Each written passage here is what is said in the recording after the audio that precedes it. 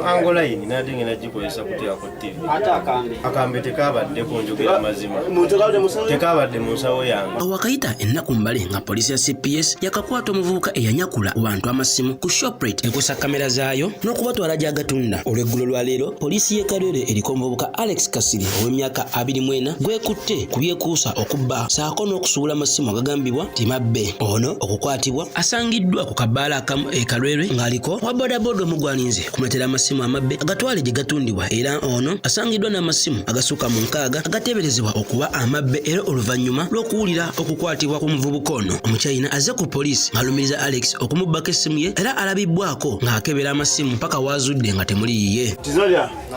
Because this is 3 weeks ago, my friend tell me, because the great police found the thief, he let me try. Maybe I can find my phone. Wabula ye Alex mukobozaako kwe ategeeza nti amasimu agabagabiddwa agaguza abamu ku bakongo abagasuula ne bagafulumya eggwanga. Amasimu nina abaana bagandeetera nga bagaddiira nga guza bakongo